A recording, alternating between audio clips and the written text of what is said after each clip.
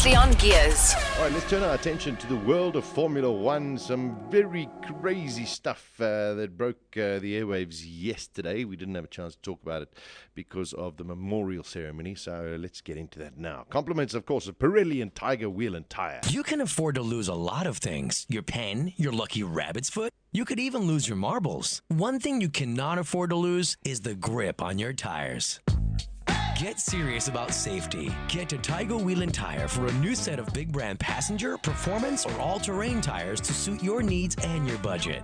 Get serious about savings. Get serious about tires. Only at Tiger Wheel and Tire. For our 4 new stores, visit twt.to. All right, so maybe the off-season of Formula One, but there's still loads of things coming out. And, well, this one I think is massively debatable. The FIA have released some new rules for the 2014 Formula One season. And we'll get to the craziest one in a short while.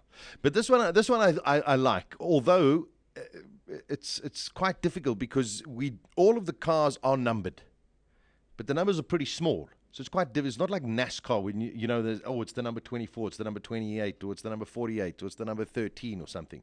In Formula One, we usually just go by names and helmets because that's how you identify the different kinds of helmets that the drivers wear. Then you know, well, that's Alonso and that was Massa and that was, Hamilton and Rosberg, pretty similar. But that's how you identify. But now they want basically people to have their own numbers. And if you look if you go to the United States, for example, Jimmy Johnson has always been number 48. Jeff Gordon has always been number 24. Those kind of things. Years back in Formula One, you always looked at the number 27 and you identified it with Gilles Villeneuve. You looked at the number 5, you thought of Nigel Mansell. But basically, the way that it works in Formula One, as you finish the World Championship in terms of driver first, thereafterwards in terms of team standing. So, for example, Sebastian Vettel wins the title this year. Therefore, car number 1 next year will be Sebastian Vettel, and car number 2 will be the second of the Red Bull cars. Then, thereafterwards, whoever comes second in the championship in terms of the constructors, which would be Mercedes-Benz, they will get numbers 3 and 4. Etc., etc., and the only number they don't use is the number 13 for suspicious reasons. Well, not suspicious. What do they call? What's the other word? Curiosity. Yeah. Okay. So now what they're wanting to do is giving people the idea that you could choose your own number. If you look at it, for example, in MotoGP, Valentino Rossi won 9 championships, etc., but he's always raced with the number 46. He's never taken the number 1. So the proposal is the driver carrying a race number throughout their Formula One career is based on a driver. It has to have specific names associated with specific numbers. So it's not a bad idea. But what about somebody who's a third driver in Formula One but doesn't make it onto the Formula One grid, but they've taken that number? Okay. But you've got to write the rules, I think, quite carefully. The world champion, though, has the option to carry the number 1. So the only number that you can't choose would be the number 1. Okay, makes sense. So if your favorite number is number 16, what's your favorite number, Daisy? 3. So you would try and get number 3. Well, have you submitted to the FIA? Not yet. Submit it. Okay. So that's one of the rules that one of the changes they're bringing in. The other one is the cost cap. Now, we've seen this before in the world of Formula One. I think it's going to be very, very difficult for them to govern this, but they're looking to implement it in the year of 2015. And at one stage, a good few years back when Max Mosley was in charge of the FIA, they tried to cap it around about 40 million pounds. Okay, which was ridiculous. So I think it's going to be very difficult to enforce, but I think they've got to try and cut the costs in the world of Formula One, but that's still another year in the making. The next change is the 5-second penalty. Now, what we've had is the severity of penalties, which sometimes really lead to unnecessary drive-through penalties, and then messes up a race that is really there. So, A 5-second penalty, I think, is a very, very good idea. So if somebody does something on track and it's not that severe, but you don't want to give them a drive-through penalty, which could cost them 25 seconds, you basically sit there and say, well, listen, we'll give you a 5-second penalty at the end of the race. Okay, so it's pragmatic. I think it probably can work.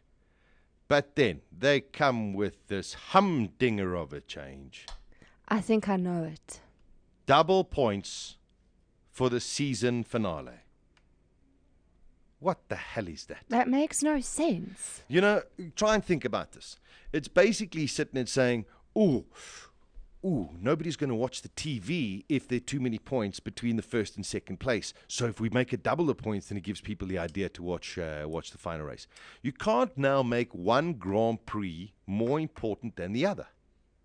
So if they sit there and say, okay, the last Grand Prix, what next? Are they going to sit there and say, oh, you know what we'll do? The first Grand Prix will hold double points. The 8th Grand Prix will hold double points. The 12th will hold double points. And the last one will hold double points. It's nonsensical. It is stupid. Really, really stupid. I really can't believe that they would even go through with this. I really don't like this idea of double points for the season finale. Consistency is what it's about. And if you are 5 points ahead of the driver behind you and you come to the final race and that person beats you by 1 place and gets the double points and you get double points and you lose the championship by 1 point, I find that wrong. You know, I think it's a stupid idea. I don't think any race should have any preference or what is the word I'm looking for? It shouldn't be that one race is more important than another. That's what it is. So I think it's a really stupid rule that they're going to try and implement for the 2014 season. So let's hope that there's a little bit of debate about that and they come to some kind of compromise or just scrap it completely. I really don't think it's a very, very good rule. So there we go. That's a look at our Formula One. But now I also read that I don't know if it's true, isn't Sebastian Vettel's girlfriend pregnant? Well, there's the rumor, yes. There's a lot of talk that Vettel's girlfriend is pregnant and he's going to be a dad. But maybe. Could be nice. Is it not confirmed? Well, I haven't seen anything else, you know. Double points, no. Sebastian Vettel, I didn't even know he had a girlfriend. Isn't he too young to have a girlfriend? No, I knew he had a girlfriend because before, I don't know if it was the last race or the race before, that pretty girl who chats to them when they're driving, she touched his arm and he said, hey, what are you doing? He was joking, but I've got a girlfriend, don't touch my arm. And she was so embarrassed. Very funny. So, well, maybe he is going to be a dad. Will it slow him down, though? Well, people were saying hopefully it does. Hopefully he doesn't sleep well, so other people have a chance. Shame, they're so against him. Hey? No, well, listen, let's see. I mean, fatherhood could change or changes a lot of things, but there is the talk that Sebastian Vettel will become a father, according to the Bild Zeitung newspaper and the Bunta magazine. His girlfriend, Hannah Prata, is pregnant. So we will find out more information about that as well. So there we go. That's a look at our Formula One for this afternoon. As always, brought to us compliments of Tiger Wheel and Tire and Pirelli. Everyone calm down. There's no stopping now. Cause if we stop, we skid. You are so unbalanced. We all are. That's one of the problems. Here it comes. What? The corner. Tires losing their grip? Get to Tiger Wheel and Tire and replace them with a new set of big brand passenger or performance tires. And if you're going off the beaten track, we've got the all-terrain tires to suit any surface and any budget. So get serious about savings. Get serious about tires. Only at Tiger Wheel and Tire. Gears on balls.co.za. Weekdays 1 p.m. to 3 p.m.